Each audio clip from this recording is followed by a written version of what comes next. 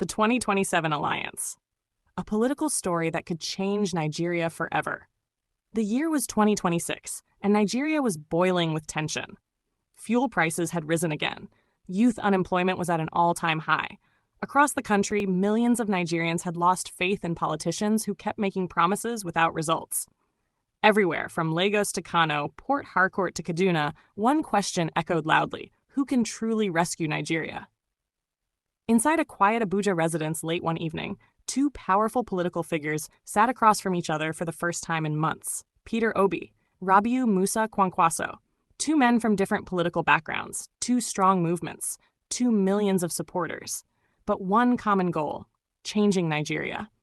The room was silent for a moment. Obi adjusted his glasses carefully before speaking. "Nigeria cannot survive another cycle of division," he said calmly. "The people are tired." Kwankwaso leaned back, staring deeply at the northern map hanging on the wall. "They want hope," he replied. "But hope alone is not enough. We need structure. We need strategy." Outside the building, heavy rain poured across Abuja streets, while rumors spread online that a secret meeting was taking place. Social media exploded with speculation. Could this be the alliance Nigerians had been waiting for? Inside the room, discussions continued deep into the night.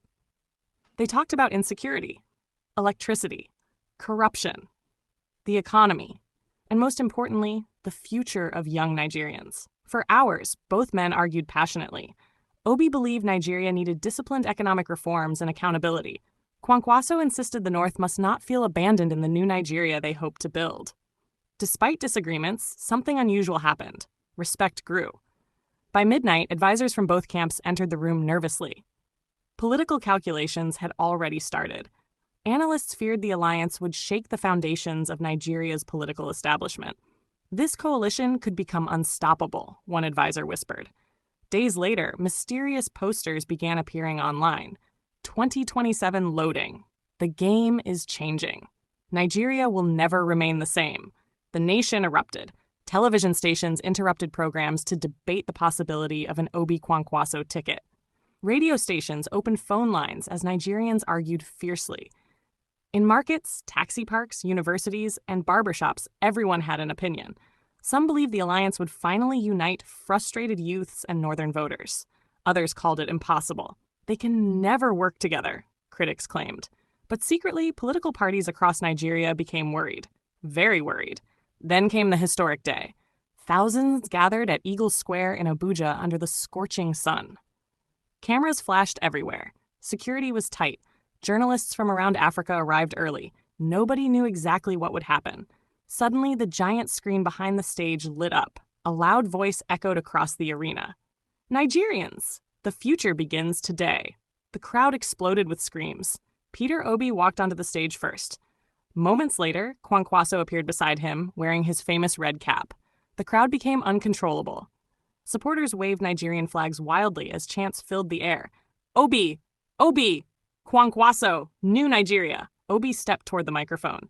"For too long," he began, "politics has divided Nigerians instead of building Nigeria." The stadium fell silent. Kwankwaso then spoke firmly. "Today, we choose unity over division, progress over propaganda, action over empty promises." And then came the bombshell announcement. The alliance was official. Within minutes, social media crashed with reactions.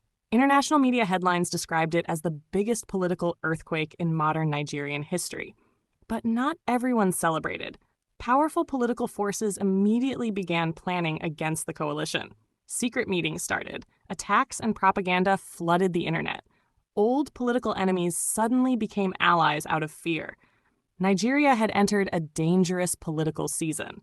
One night, Obi received a warning call. "They will do everything possible to stop this movement," the anonymous voice said before hanging up. At the same time, Kwankwaso faced pressure from northern political leaders demanding he abandon the alliance.